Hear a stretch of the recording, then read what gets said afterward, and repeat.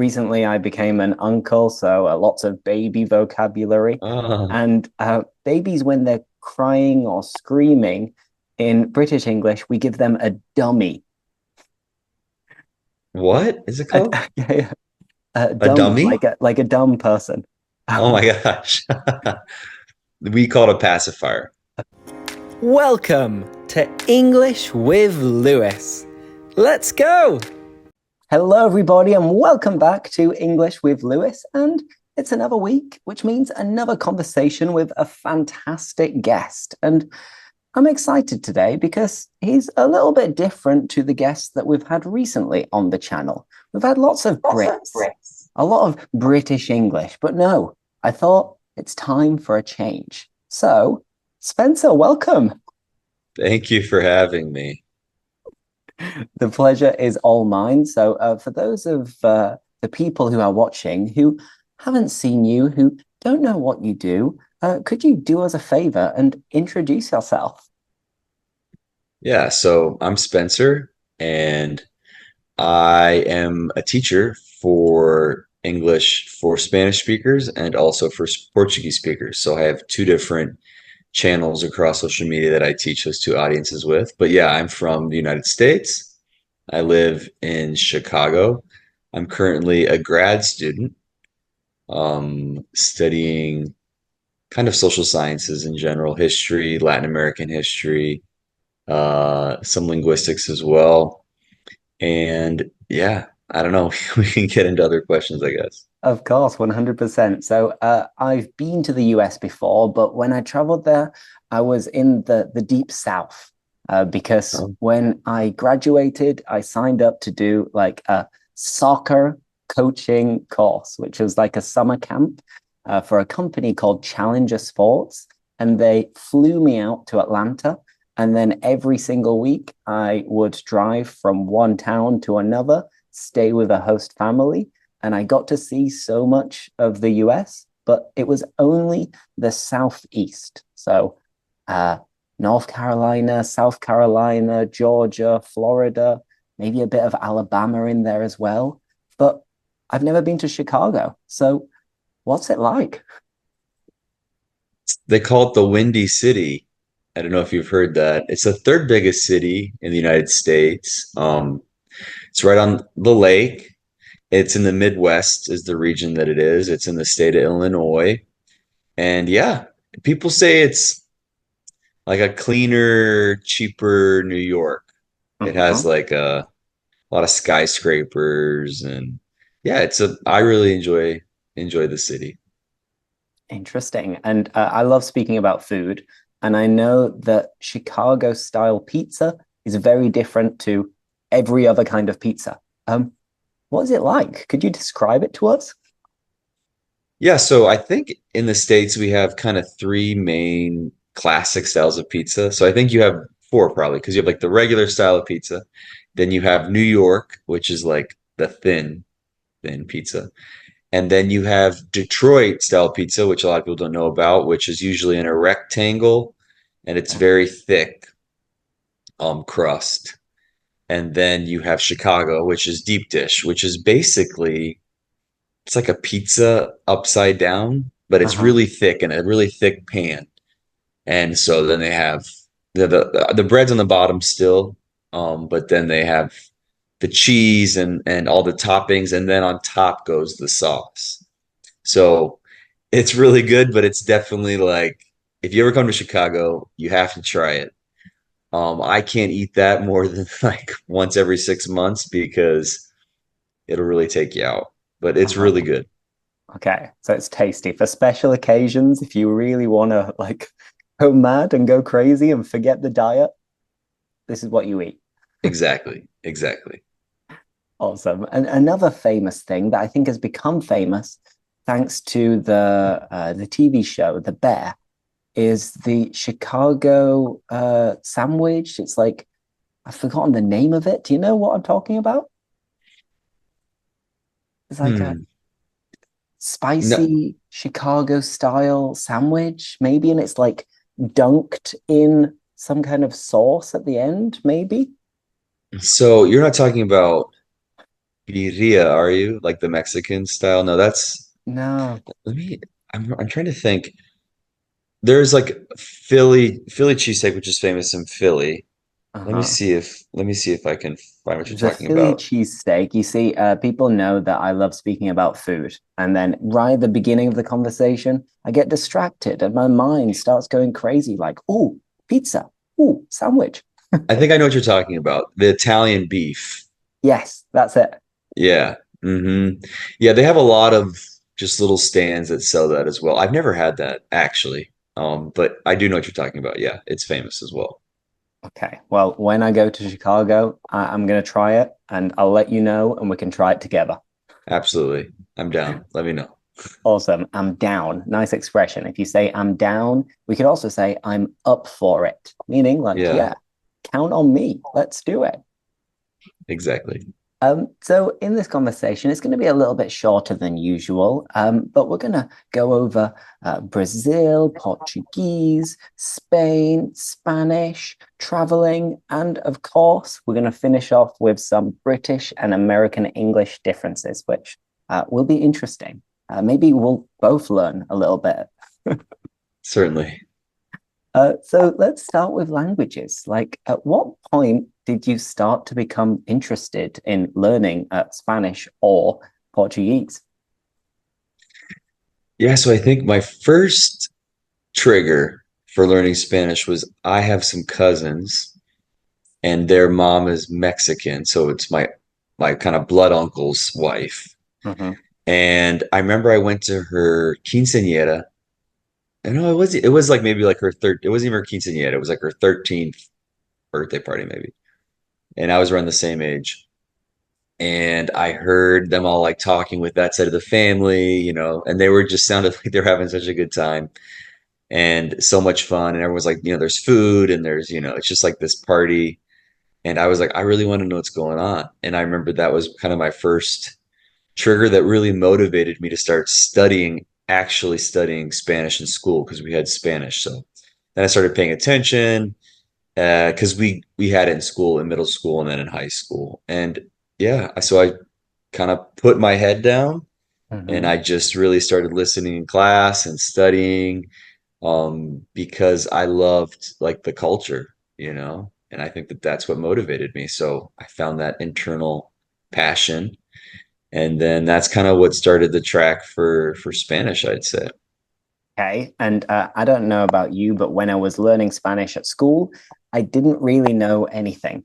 Uh, like I knew I don't know, the numbers, some fruit, some vegetable, the months.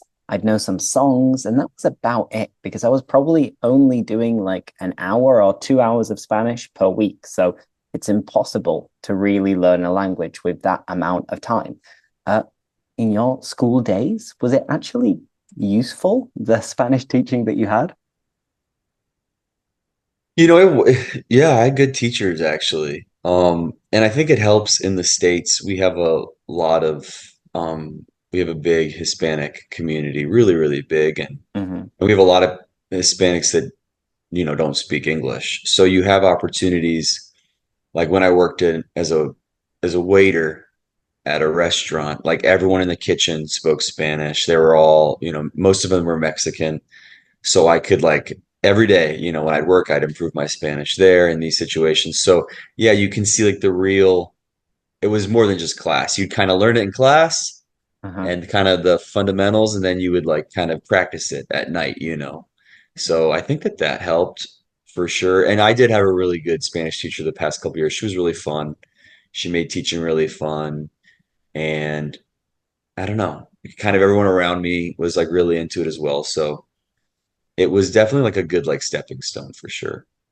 And then at this point, I imagine that you started thinking like, okay, if I want to take my Spanish to the next level, maybe I need to go abroad and immerse myself 100%. So, where did you learn Spanish next, and where did you go to live to improve your Spanish?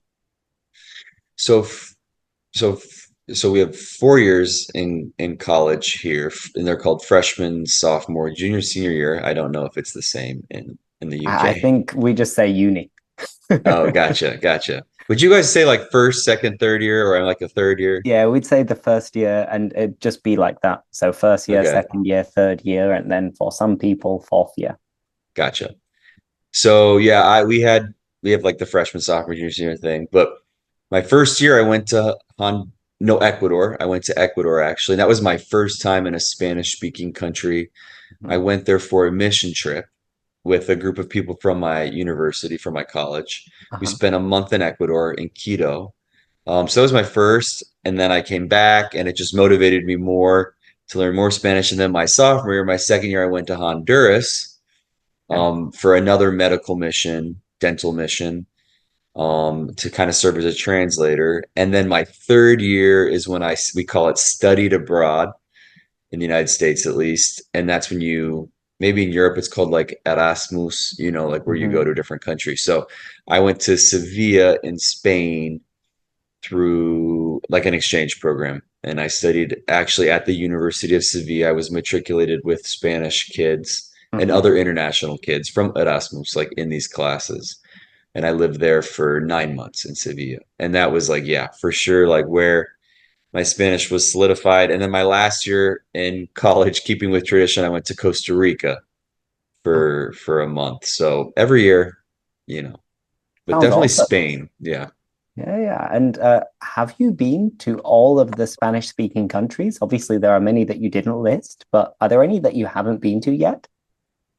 Oh yeah. Yeah. Yeah. No, I haven't been yet to like Cuba, Dominican Republic. I haven't been to Nicaragua, El Salvador, Bolivia, Okay. There's work to and be done Venezuela. There is definitely work to be done, and I'd love to visit all of them. Yes. Excellent. So, just quickly, could you sum up Ecuador? Because I'd like to visit. And of course, you have the Galapagos Islands, which look absolutely incredible. What was it like for you? It was a really cool experience because I feel like all your trips are seen through your eyes at the time. I mean, I was 18, so it was my first time in a Spanish speaking country. I'd been abroad before, but it was, just a good group of people, and we just had a lot of fun. So you obviously see it kind of through those eyes, obviously. I stayed mostly in Quito, so I'm not like a specialist, but I think Ecuador is kind of divided into the mountainous areas and then the coastal areas with like Guayaquil. And so there's like kind of two different accents and they're kind of distinct. I never went down to the coast. Okay. I just stayed up in the mountains, but incredible history. Yeah, it was a awesome time. Sounds great. Now, focusing on Seville, because of course it is my second home practically. Um, what were the highlights of your trip, and what were the things that you liked most about Seville? Oh, I love Spain and I loved Sevilla. I loved Andalusia. I still do. I really liked, yeah, meeting Spanish friends and like really being integrated into like Spain, because I was in the university. Because some people, when they study abroad, and I don't know if it's the same in the UK, but they like study abroad with Americans. Like they go to a Yeah. class there, and I had the opportunity because my Spanish was advanced enough, I could like be matriculated into the classes. So I really enjoyed that. I also really enjoyed just the history of Sevilla. Like, I was 20 years old, so like Botellón and like all the stuff you do on the streets and Semana Santa. I was there in the winter, in the spring, through the summer to the fall. So like Semana Santa and obviously like Feria. Like I was there Mhm. for Feria, which is probably my favorite memory of Sevilla. Yeah. Okay, awesome. And I'll just paint a bit of a picture. And one other thing that you mentioned, you said you were there in fall. So this is a little American British difference. So we would always say autumn, and Americans say fall. And I think this is because the Right. leaves fall at this time of year, or maybe I've just made it up. I'm not sure. So I feel like we will say autumn as well, but fall is more common. But I've heard this, and I don't know if this is true, but we say a lot of words or vocab that Americans use, Brits used to use. And Okay. this happens, I think, a lot with colonization, through a lot of languages, but we are still using the old word fall, and in England, you updated yourselves and used the newer term. So I've heard that we use a lot of like older British terms that Okay. kind of fell out of use in England, but we use the old one. Interesting. So yeah, Yeah, autumn and fall. We'll get on to more of these differences very soon. But for sure. Seville, Semana Santa is Holy Week. It's Easter, and in Seville, people are really, really passionate about this time of year, and they will be rehearsing and practicing for months and months and months during the year with the Yeah. people from their church and their brotherhood, and they'll always be like carrying different objects that are very, very valuable, very beautiful, like statues, with lots of jewelry as well. And then when Holy Week arrives, each different brotherhood will have a route around the city, and then they will carry these big and heavy, like stands and stalls and processions, and they will walk them all the way to the cathedral. Sometimes they do this in the middle of the night. And when they do it, they're all dressed up as well with people who might be ahead of them that are like the Nazareths. And if you go to Seville during Holy Week and you see a group of people wearing usually white cloaks, which have like pointy hats, don't be afraid. It's not what you think it is. It's just people who are going to take their things to the cathedral. And it's beautiful. It's amazing. And 2 weeks after that, in Seville, they have the big fair, which I think started out hundreds of years ago, where people from the countryside would take their livestock and their animals and produce to an area of Seville. And then they'd sell it, and people there would enjoy a good time and go out and have some drinks. And now it is probably the best week of the year, in my opinion, because everybody dresses up. So men will wear a shirt and tie, everybody be looking really good. And the women wear the very stereotypical traditional Spanish dress, like a flamenca dress. And personally, I think they're very, very flattering. So they make all women look beautiful because it really enhances the curves. And during this week, you're just out there partying, eating, drinking, spending time with family, and it's amazing. Yeah, it is. It is. That's a great breakdown. Perfect. So, yeah, you should go back. Who knows when? I would, I would love to. It would be awesome. Yeah. Next year, let's see. But Where did you live in Sevilla? in the city center. So Oh, I was always in the city center, and I moved to Seville in like 2015, I think it was. And I was living there for like 3 years working, teaching English. Then I went to Australia for a year and traveled around a little bit before returning to Seville for another couple of years. And I spent the pandemic there as well. Um, and yeah, who knows when I'll be back? Hopefully soon. yeah. Wow. You were there for a long time. Nice. No, no, that's why I say it's my second home. For Um, sure. so let's not just speak about Spanish because it seems like nowadays on your Instagram and social media, uh, you have more of a following from Brazil. So when did you learn Brazilian Portuguese? How did this happen? So I've always loved languages, and I always thought Portuguese was very beautiful sounding. And I was actually living in Cambridge in the United Kingdom at the time, and my neighbors were Brazilian on the street, and I heard them talking. And it was just that was like the thing that kind of motivated me. Like, I got to figure this out. So I bought a Portuguese book and started listening to like Brazilian Portuguese podcasts. And it was so difficult because I could not understand it, I remember, at all. And then I was working, and my job basically said, "Hey, we have this opening." This was after I'd come back to the States, then to Florida. And they were like, "Hey, we have this position in Brazil. It seems like you speak Portuguese. Would you like to apply for this position?" And I was like, "Sure." So I applied, and then when I got accepted, then they kind of gave me a teacher online for a couple months. They paid for her. Hmm. So that was like when I really started kind of to solidify my Portuguese. Then they sent me to Olinda, which is in the northeast of Brazil, for a month to go to this school that teaches, foreigners Portuguese. I went there for a month. I lived with the host family as well. And then I went back to the States before I went to Brazil, like 100%, to move there 6 months after that to Sao Paulo. So, and then, yeah, you just living.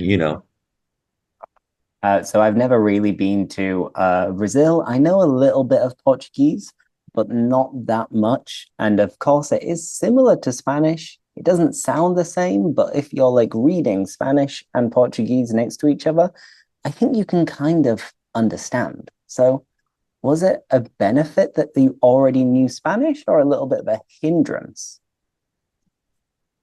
I mean, there are definitely elements that hindered, but I would say, of course, it helped knowing how a Romance language functions with the different conjugations and words, and sentence structure and the subjunctive. Now, there's the future subjunctive in Portuguese, which doesn't exist in Spanish, but these are all, I mean, there's a bunch of things, but Hmm. I think it helped for sure. You always will initially speak, if you speak Portuguese, you'll speak more of like a Portuguese Spanish. And if you speak Hmm. Spanish, you'll speak more of a Spanish Portuguese. But eventually, if you're exposed enough, you'll switch over. It's definitely difficult. And to this day, I have a hard time switching between Portuguese and Spanish. I need like a minute just to like kind of mentally have my brain switch because they are so similar sometimes that it is hard sometimes. Hmm. But there are also some false friends. So Yes. recently I was watching Love is Blind Brazil. It's a bit of a Oh, guilty pleasure of mine. nice. And there were some things I was like picking up on and realizing that they were saying sometimes fiquei puta, uh, which if you're Spanish or you know Spanish, puta is like bitch or whore or prostitute. But then from the Yeah. context, I was like, that's not what she's saying, is it? And it seemed like puta is like angry, right? Yeah, so the literal translation is the same as Spanish, but Okay. they use that word to basically mean like I got really pissed, like really mad. Yeah, exactly. Okay. It's because you got to be careful of these things, I guess. Yeah. No, yeah, exactly. Excellent. That was just an example that came to mind, you know? Yeah. No, there's a bunch of words or and then the biggest thing is when the word has nothing, you're so used to the words being kind of the same. And then when a word is like totally different, you're like, what? Like, that's why I always tell my Brazilian friends, like, do you speak Spanish? Oh, yeah, of course. And then you actually speak Spanish. I like pick like words that have nothing to do. And they're like, for example, ventana in Portuguese is janela, which, Mm. so if I like want to throw a Brazilian off, I'll just say, like, abre la ventana. And they're like, what is that? Because they're so used to the words being very similar. So if you just throw in a couple words that are different, it throws them off. Sounds interesting. Now, I'd like to improve my Portuguese because I studied a little bit in order to be able to understand the basics. And this was still at uni because I was studying Spanish and Italian. And then I did a little bit of like beginner's Portuguese. And it was Oh, kind of nice. easy for me to get to the point where I could get by. But then since then, in the last like decade, I haven't done anything in terms of improving my Portuguese. I'll still sometimes from time to time watch a TV show in Portuguese, but I don't actually produce anything. It's a shame. I think, yeah, just give yourself, I think you'd be good if you just study and maybe a month or so, a couple months with your Spanish. Like, you're good. Oi, tudo bem? Ótimo. Uh, you got a great accent. Great accent. You already have that down. I can end this conversation happy now. Yes. But how often do you visit Brazil? Because it seems that when you're posting videos, a lot of the time you're actually there. Yeah, so I lived in Brazil for over 3 years, and then I came back to the States to go to grad school, um, which is, yeah, graduate school, I guess. That's what we say. So I go back. Last year I went back 4 or 5 times, and I'll go back for a month at a time. And you know this as a fellow teacher online, we bank videos is what we would say. We Huh. we film a bunch and then we kind of save them to post them over a period of time. So I'll film a lot when I'm there, and then people will be, "Where are you? Like, where are you right now?" Because I'll like have a story that I'm in Chicago, and then I'll be posting something in Brazil, like on a reel. It's Mhm. because I film a bunch there and we'll save them and post them over time. So yeah, and I'll go back to Brazil now that I'm graduating, because I graduate this month or next month. Mhm. I'll go back at the end of August, and then I'll go back again probably like in December, and yeah, I'll go back frequently. Okay. So every 3, 4 months, you try to go back and visit friends, family. I guess you have a lot of connections over there. Yeah, exactly. Excellent. And if you had to choose a city to live in Brazil, which city would you choose and why? I would choose, I think, São Paulo. I think, you know, that's where I like there's always something to do. One thing about being American, I will say, is we are from the United States, we're very used to convenience. We can get anything we want anytime we want. That's just the way we are. And I know I'm the same way, which it's a good thing or a bad thing. And Sao Paulo is the closest that gets to that, Okay. so you can get food whenever you want. They have it's a very diverse city. There's lots of different types of food. We can talk about Brazilian food. Like, you would absolutely love that. And Sao Paulo has, so many different, ethnic communities and immigration from everywhere. So I like that. I like Rio de Janeiro as well. It's a beautiful city. It's just not as big as Sao Paulo, so I think they're trade-offs. But probably, and all my friends are in Sao Paulo, Uh-huh. so yeah. Great. And speaking about Brazilian food, is there a Yeah. Brazilian dish or, I don't know, snack that you like more than anything else? Your favorite Brazilian food? Mm. It's not a really snack. I love churrasco, which Uh-huh. is really, really good. Um, but I could go on and on. I think churrasco might be probably my favorite, like, Brazilian experience with food. But also, like, just like a snack, there's pão de queijo, which is really good, and there's also Uh-huh. pastéis, which is like a fried. I don't know if you know what it is. It's like a fried. I'm thinking of like pastel de nata, like the Portuguese custard tart. So yeah, and they also have those. In the Brazil, actually, those are called Pastel de Belém, which is a Mhm. city in the north, actually, but it's the exact same thing. But those are so good. I have a lot of followers from Portugal as well, and so I love Portuguese food. Absolutely love Portuguese cuisine. I think it might be my favorite European cuisine Uh-huh. is Portuguese cuisine. But Okay. And if you're watching this, guys, let us know what is your favorite international cuisine. Maybe it's yeah, Brazilian, maybe it's Spanish, maybe it's probably Italian. It seems to be the winner in most cases. Or maybe it's American food. Who knows? or British. Yeah, I doubt it. Okay, so USA, British, we've got a few minutes, so let's go over Sure. some vocabulary differences. I have a list. Okay. I'm going to say the British English word, and let's see if you know what I'm talking about and if you can tell me the American English equivalent. All right. Let's start with some easy ones. I would say a car park. You would say Parking lot. a parking lot. So car park, parking lot. Yeah. I would say a motorway. You would say Either a highway or a freeway. exactly. Is there a difference, by the way? I think technically there is, but I think a highway's more common, but we say both highway or freeway. Okay, and continuing with vehicles and stuff like that, I would say petrol.